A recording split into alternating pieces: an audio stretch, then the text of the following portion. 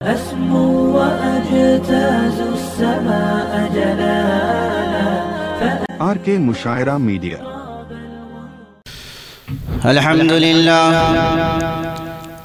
لله نحمده ونستعينه ونستغفره ونؤمن به ونتوكل عليه ونعوذ بالله من شرور أنفسنا ومن سيئات أعمالنا من يهده الله فلا مضل له ومن يضلله فلا هادي له ونشهد أن لا إله إلا الله وحده لا شريك له ونشهد أن سيدنا ومولانا محمدًا عبده ورسوله صلى الله تعالى عليه وعلى آله وأصحابه وبارك وسلم تسليما كثيرا كثيرا.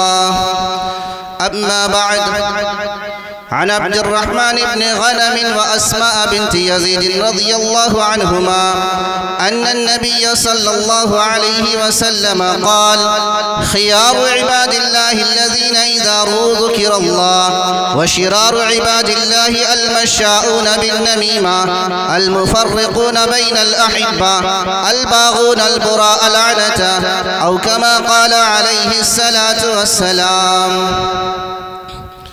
معزز علماء کرام، قابل قدر بزرگوں اور دوستوں، پس پردہ بیٹھی ہوئی میری مائیں اور بہنیں، کافی دیر سے آپ حضرات معتبر اور مقتدر علماء کرام کے خطاب سماعت فرما رہے تھے. ابھی آپ حضرات کے سامنے ہندوستان کے ایک مائیں ناز عالم ربانی، مقرر شعلہ بیان، حضرت علامہ مولانا مفتی عقیل الرحمن صاحب قاسمی دامت برکاتہم خطاب فرما رہے تھے. ابھی میرے بعد ہمارے اس صوبہ کے ایک مائیں ناز عالم دین حضرت مولانا مجاہد الرحمن صاحب قاسمی آپ حضرات کے سامنے خطاب فرمائیں گے. آپ حضرات ان کی بیانات سن کر دعا کر کے گھر جائیں گے. میں تھوڑی دیر کے لیے آپ حضرات کے سامنے آیا ہوں، چند باتیں رکھوں گا جو میں نے حدیث مبارکہ کی تلاوت کی ہے اسی کی روشنی میں. حدیث کے راوی حضرت عبد الرحمن بن غنم اور اسماء بنت یزید رضی اللہ عنہما ہیں. وہ روایت کرتے ہیں کہ اللہ کے نبی صلی اللہ علیہ وسلم نے ارشاد فرمایا کہ اللہ کے نیک بندے وہ ہیں کہ جن کو دیکھو اللہ یاد آ جائے، اور اللہ کے برے بندے وہ ہیں جو چغل خوری کرنے والے ہیں اور دو محبت کرنے والا کے درمیان جدائی ڈالنے والے ہیں اور پاک دامن پر بدکرداری کا تہمت لگانے والے ہیں. میرے دوست بزرگوں، اللہ کے نبی صلی اللہ علیہ وسلم ہر ہمیشہ امت کو صحیح باتیں بتلاتے رہے اور بری باتوں سے روکتے رہے. اس روایت میں بھی اللہ کے نبی صلی اللہ علیہ وسلم نے امت کو ان لوگوں کی باتیں بتلائی جو اللہ کے پسندیدہ بندے ہیں، نیک بندے ہیں، اور ان لوگوں کی صفت کو بتلایا جو اللہ کے برے بندے ہیں. لہٰذا اگر ہم چاہتے ہیں ہم اللہ کے نیک بندے بنیں، اللہ کے پسندیدہ بندے بنیں، تو ہمیں چاہیے تین کام کریں. ہمیں چاہیے کہ ہم تین کام کریں. ان میں سے پہلا کام یہ ہے کہ ظاہر اور باطن میں یکسانیت ہو، کہ ظاہر جیسا ہو باطن بھی ویسا ہی ہو. بندہ مجمع کے سامنے جیسا رہتا ہے، مجمع کے سامنے اللہ سے ڈرنے والا ہوتا ہے، مجمع میں اللہ کا خوف اس کے دل میں ہوتی ہے، خشیت الہی ہوتی ہے. لیکن جب تنہائی میں آتا ہے، خلوت میں آتا ہے، یکسوئی اختیار کرتا ہے، وہ خوف، وہ ڈر، وہ خشیت نکل جاتی ہے. اسی کو اللہ کے نبی نے فرمایا: امرنی ربی بتسع خشیت اللہ فی السر والعلانیہ، کہ اللہ کے نبی نے فرمایا مجھے میرے رب نے 9 چیزوں کا حکم دیا. ان میں سے پہلا یہ ہے کہ ظاہر تنہائیوں میں اور علل اعلان اللہ کا خوف دل میں ہو، خشیت الہی ہو. میرے دوست بزرگوں، دلوں میں خشیت الہی ہوگی، اللہ کا ڈر ہوگا، اللہ کا خوف ہوگا، جو انسان سے گناہ کا صدور نہیں ہو سکتا، بندہ گناہ کر ہی نہیں سکتا، چونکہ اس کے دل میں خوف خدا ہے، خشیت الہی ہے۔ میں ایک روایت پیش کرتا ہوں، حضرت عبداللہ بن عمر رضی اللہ عنہ کے واقعہ ہے۔ وہ فرماتے ہیں کہ ایک مرتبہ ہم جنگل میں تھے، جسی دوران ایک چرواہا آتا ہے، ہم نے اسے کھانے کی دعوت دی، اس نے کہا کہ انا صائم، میں روزہ دار ہوں۔ ہمیں حیرانگی ہوئی، اس دھوپ میں ایک چرواہا جو دھوپ کی سختی کو برداشت کرتا ہے، اس کی گرمی کو برداشت کرتا ہے، اس حالت میں بھی وہ چرواہا بکری چرانے والا روزے دار ہے۔ ہمیں تعجب ہوا، ہم نے کہا، حضرت عبداللہ بن عمر رضی اللہ عنہ کہتے ہیں ہم نے اسے آزمانا چاہا اور کہا کہ اے چرواہے تو ہمیں ایک بکری دے دے، ہم اس کی تجھے اجرت دے دیں گے اور ہمیں کھانا بھی مل جائے گا، ہم بکری ذبح کر کے کھائیں گے اور تو روزہ دار ہے، تجھے رات شام کے افطاری کے لیے کچھ گوشت دے دیں گے۔ تو وہ کہتا ہے، وہ چرواہا کہتا ہے بکری میری نہیں ہے، اس کا مالک کوئی اور ہے۔ تو حضرت عبداللہ بن عمر رضی اللہ عنہ فرماتے ہیں کہ مالک کون یہاں دیکھ تھوڑی رہا ہے، مالک تو اس کے گھر میں ہے، وہ اپنے گھر میں ہے، تو اگر بکری ہمیں بیچ دے گا تیرا فائدہ ہوگا، تجھے پیسہ مل جائے گا، مالک سے کہہ دینا بھیڑیے نے کھا لیا ہے۔ سنیں ذرا اس چرواہے کے ایمان کو دیکھیں، اس کا اللہ کا خوف، اس کی اللہ کی خشیت اس کے دل کے اندر کیسی ہے، وہ ذرا دیکھیں۔ وہ چرواہا کہتا ہے ٹھیک ہے مالک یہاں نہیں ہے، مگر مالک کا مالک تو دیکھ رہا ہے، اللہ تو دیکھ رہا ہے۔ تو اس کے دل میں خوف خدا تھا، خشیت الہی تھی، جس کی وجہ سے وہ گناہ نہیں کیا۔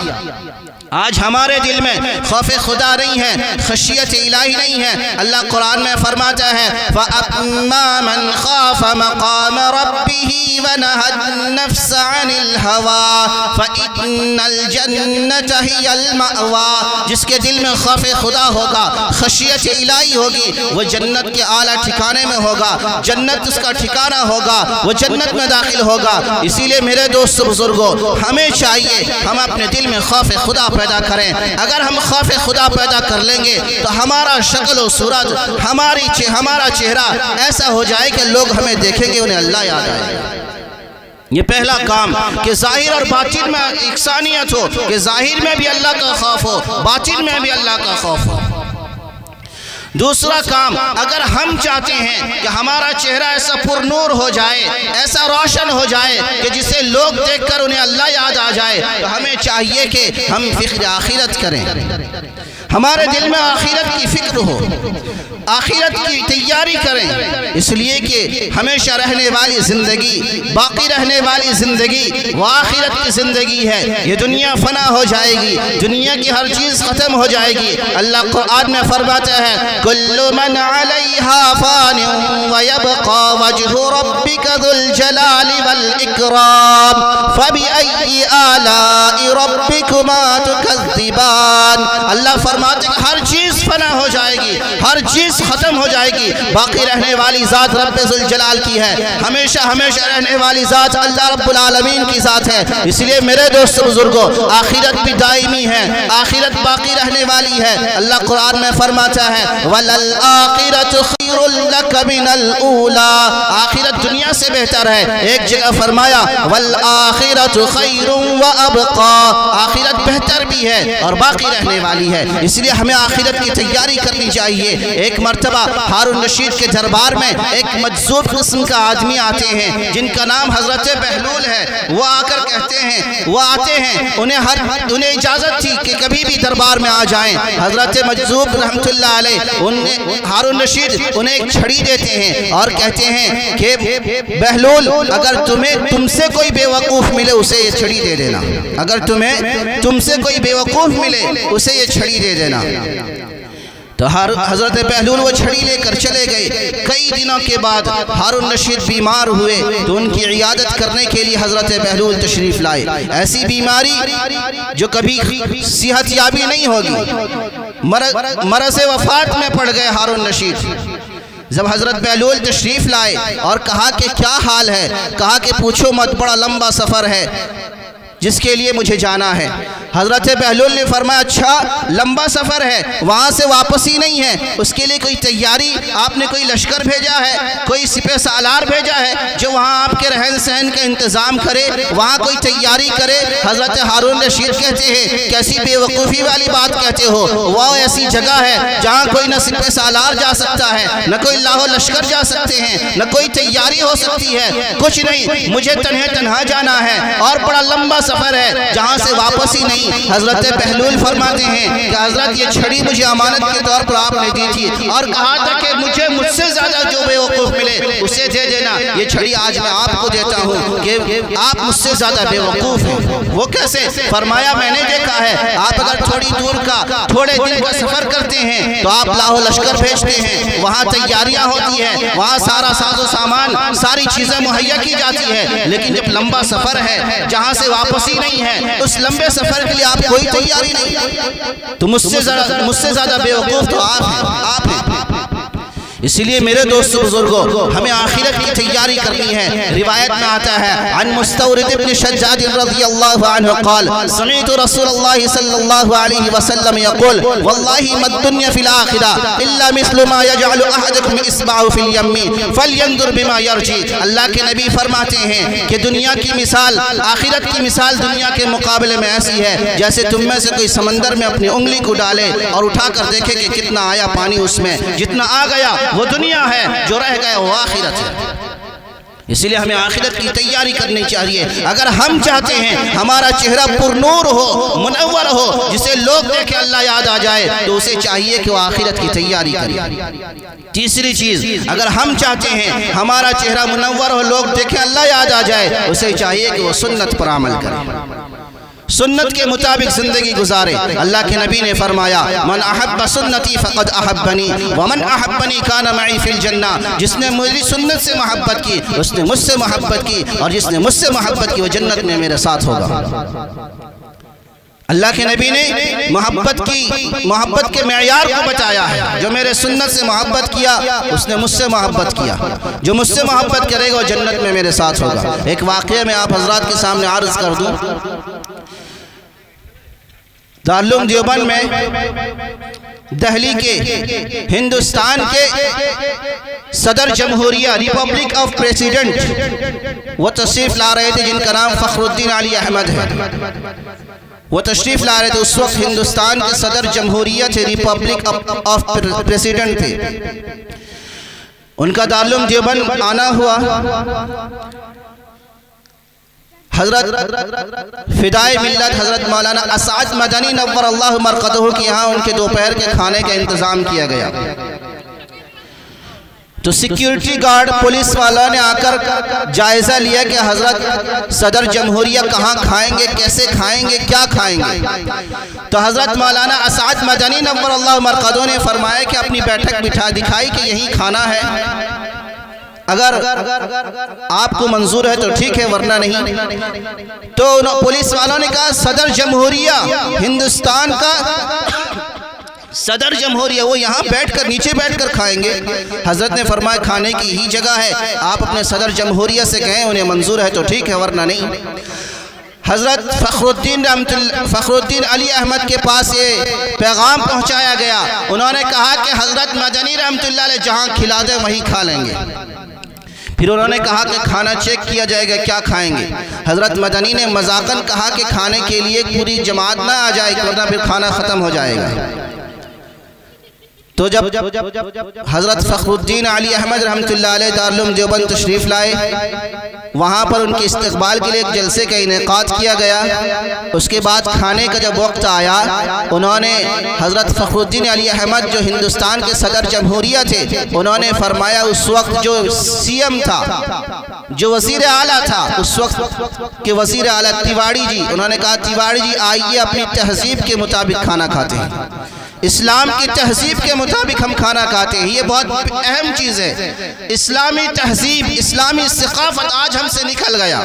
سنتوں کا مذاق ہم اڑاتے ہیں. ہمارے گھروں میں سنت کا مذاق اڑایا جاتا ہے. نہ کھانے میں نبی کا طریقہ ہے، نہ سونے میں نبی کا طریقہ ہے، نہ بات کرنے میں نبی کا طریقہ ہے، نہ اٹھنے بیٹھنے میں نبی کا طریقہ ہے. ہم نے سنت نبوی کو پس پس بھلا دیا. میرے گھر سے نبی کی سنت کا جنازہ اٹھتا ہے. کوئی بندہ اگر غیر نبی کی شان میں گستاخی کرتا ہے، ہم اس کے خلاف آوازیں بلند کرتے ہیں، اس کے خلاف مورچہ قائم کر دیتے ہیں، روڈ بلاک اور جام کر دیتے ہیں. میرے گھر میں نبی کی سنت کا مذاق اڑایا جا رہا ہے، مجھے اف تک نہیں ہوتی. میں ایسے ہی عاشق رسول بن جاؤں کہ نبی کی سنت کا جنازہ نکل جائے اور میں خود کو عاشق رسول کہوں؟ یہ بہت غلط بات ہے. اس لیے میرے دوست بزرگوں، اگر ہم چاہتے ہیں ہم اپنے چہرے کو ایسا منور اور روشن بنائیں تو اس کے لیے ہمیں چاہیے کہ ہم سنت نبوی کو زندہ کریں. یہ اللہ کے نیک بندے ہیں جن کو پہچاننا آج کے دور میں مشکل ہو گیا ہے. نبی کی یہ حدیث ہمارے لیے ایک معیار بنے گا کہ اللہ کے نیک بندے کون ہیں، اللہ کے برے بندے کون ہیں. اللہ کے نیک بندے وہ ہیں کہ جن کو دیکھو تو اللہ یاد آ جائے. اگر ہم یہ 3 کام کر لیں گے ہمارے چہرے ایسے منور اور روشن ہو جائیں گے کہ لوگ ہمیں دیکھیں گے انہیں اللہ یاد آئے گا. اور اللہ کے نبی نے فرمایا وَشِرَارُ عِبَادِ اللَّهِ الْمَشَّاؤُونَ بِالنَّمِيمَةِ. اور اللہ کے برے بندوں، ان کی خصلت، ان کی بری عادت کو اللہ کے نبی بیان کرتے فرماتے ہیں کہ چغل خوری کرنے والا یہ اللہ کا سب سے بڑا برا بندہ ہے. جو لگائی بجھائی باتیں کرنے والا، اس کی باتیں اس کی طرف، اس کی باتیں اس کی طرف، چغل خوری کر کے لوگوں کے درمیان پھوٹ ڈالتا ہو، لڑائی جھگڑا پیدا کرتا ہو. روایت میں آتا ہے اللہ کے نبی نے فرمایا، جس کے راوی حضرت ابو ہریرہ ہیں، وہ فرماتے ہیں کہ قیامت کے دن سب سے بدتر آدمی وہ ہوگا جس کے 2 چہرے ہوں. عن ابی ہریرہ رضی اللہ عنہ قال قال رسول اللہ صلی اللہ علیہ وسلم تجدون شر الناس یوم القیامت ذا الوجہین الذی یأتی ہؤلاء بوجہ وہؤلاء بوجہ. اللہ کے نبی نے فرمایا کہ قیامت کے دن لوگوں میں سب سے بدتر آدمی وہ ہوگا جس کے 2 چہرے ہوں. اس کے پاس آتا ہے ایک چہرے کے ساتھ، اس کے پاس آتا ہے ایک چہرے کے ساتھ. یعنی اس کے پاس آتا ہے اس کی باتیں کرتا ہے، اس کے پاس آتا ہے اس کی باتیں کرتا ہے، لگائی بجائی کی باتیں کرتا ہے اور لوگوں میں پھوٹ ڈالتا ہے. یہ سب سے بدتر انسان ہے. اور اللہ کے نبی نے اللہ کے برے بندے بد انسان کی دوسری پہچان یہ بتائی، المفرقون بین الاحبہ، 2 محبت کرنے والوں کے درمیان جدائی ڈال دیتا ہے. میاں بیوی کے درمیان لڑائی جھگڑا پیدا کر کے ان کے درمیان جدائی ڈال دیا. باپ بیٹے کے درمیان لڑائی پیدا کر کے ان کے درمیان جدائی ڈال دیا. بھائی بھائی کے درمیان لڑائی پیدا کر دیا، غلط فہمیاں پیدا کر کے ان کے درمیان جدائی ڈال دیا. ایسے لوگ معاشرے میں بہت مل جائیں گے جو ہمارے سامنے میٹھی میٹھی باتیں کریں گے، مگر جب ہم سے پیٹ پھیریں گے تو ہماری برائی کرنے لگ جائیں گے. تفصیل کا وقت نہیں ہے، وقت کے نزاکت کو سامنے رکھتے ہوئے میں اپنی باتوں کو سمیٹ رہا ہوں کہ اللہ کے برے بندے ہوئے جو بھائی بھائی کے درمیان جدائی ڈال دیتے ہیں. آج معاشرہ اس برائی سے بھرا پڑا ہے. باپ بیٹے سے لڑ پڑتا ہے، بیٹا باپ سے لڑ پڑتا ہے، بھائی بھائی لڑائی جھگڑے کرتے ہیں، کوئی زمین کو لے کر، کوئی جائیداد کو لے کر، کوئی کھیتی باڑی کو لے کر ایک دوسرے سے لڑا ہوا ہے. اللہ کے نبی نے فرمایا یہ بدتر انسان ہے، یہ برا انسان ہے. اور برے انسان کی تیسری پہچان اللہ کے نبی نے یہ بیان فرمائی، الباغون البراء العنتا، کہ کسی پاک دامن پر، چاہے وہ مرد ہو یا عورت، پاک باز پر بدکرداری کا تہمت لگانا. وہ حسد کی وجہ سے ہو یا اس کی ترقی کو دیکھ کر اس سے دشمنی کرنے لگ گیا اور اپنی دشمنی کا بھڑاس نکالنے لگا اور اس پر بدکرداری کا الزام لگانے لگا. میرے دوست بزرگوں، حسد ایسی چیز ہے جو ان نیکیوں کو اس طرح کھا جاتی ہے جس طرح آگ لکڑی کو کھا جاتی ہے. آج ایسے انسان بھی ہمارے ماحول، ہمارے معاشرے میں بھرے پڑے ہیں. کہ حسد کی وجہ سے، بغض و عداوت کی وجہ سے کسی پاک باز پر بدکرداری کا تہمت لگا دیے، کسی پاک باز عورت پر بدکرداری کا تہمت لگا دیے، یاد رکھیں وہ تہمت لگانے والا جب تک اس پر ثبوت پیش نہیں کرے گا، کل قیامت کے دن اس کی پکڑ ہو جائے گی۔